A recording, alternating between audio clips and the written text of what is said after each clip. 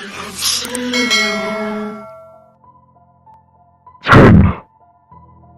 Iron Maiden was probably the most famous torture device of the Middle Ages. It was an iron coffin, with a maudlin face, into which the victims were thrown. There are lines of spikes inside the enclosed structure, pointing inwards, surrounding the victim. The spikes get closer and stabbier as the coffin is closed. The rack is a classic torture tool of the Spanish Inquisition. The victim is tied to a wooden structure, featuring a system of cranks. The ankles would be strapped to one end of this device, and the wrists to another. As the cranks are turned, the ropes restraining the victim tighten, and the victim's limbs are stretched. Bones and ligaments made startling sounds, as the victim's joints were dislocated, until he either confessed or torn apart. The breaking wheel is a wagon wheel with teeth or cogs, onto which the victim is tied or strapped, so that their limbs rest between the cogs. The torturer then takes a hammer, and proceeds to smash different parts of limbs over the wheel. Once the victim was dead, the wheel would be raised up on a shaft for all to see. Or, the victim could be tied to the outside of the wheel, with their feet tied to the ground. The wheel would then be turned, until the victim's body broke. The victim is bound to a table or rack. Next, a rat is placed on the chest. Then, a bucket is placed over the rat. The bucket is secured, so that rat cannot escape. Finally, a fire is placed on top of the bucket. Once it feels the heat, the rat would desperately start clawing for a way out, and the only way was through the body, since it cannot burrow through the bucket. The rat would dig and dig, slowly burrowing into the person until death. Widely used during the Middle Ages in order to obtain confessions, the Judas cradle, or the Judas chair, was feared throughout Europe. A victim was strapped into restraints, and lowered upon a chair with a pyramid-shaped seat.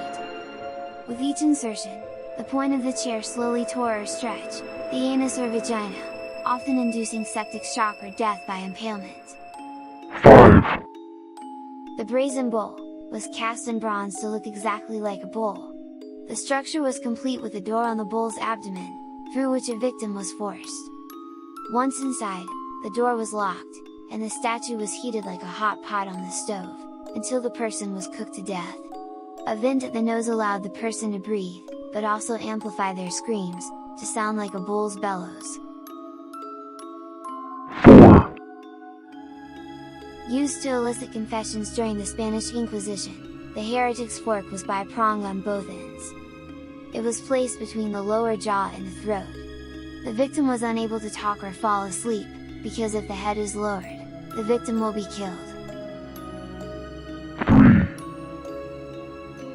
The choke pear, also called the pear of anguish, was shaped like a ripe fruit. Once inserted into the vagina, anus, or mouth, the device, which had 4 sharp metal leaves, will be cranked open. The leaves will expand wider and wider, mutilating the victim. The kindest use was in a person's mouth, where it would ultimately shatter the skull, causing death. More gruesome is when it was used on parts in the lower half of the body, which were rarely fatal, but excruciating. The most famous of Roman execution methods, the crucifix, remained in use for centuries as a torture device. Although it is a symbol of Christianity today, crucifixion was once a brutal form of humiliating death. The victim was nailed to a cross or pole, often in public, and left to hang bleeding from his wounds, until sepsis, starvation, or exposure finally set in. Individuals were left to be pecked at by birds, abused by locals, and suffer the ravages of exposure for days. Death sometimes took over a week to arrive.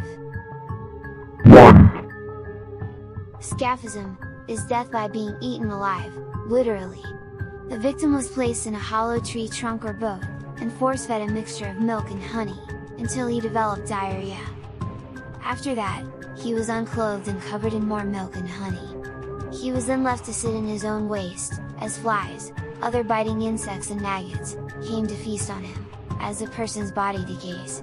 Death usually came from dehydration, septic shock, or gangrene.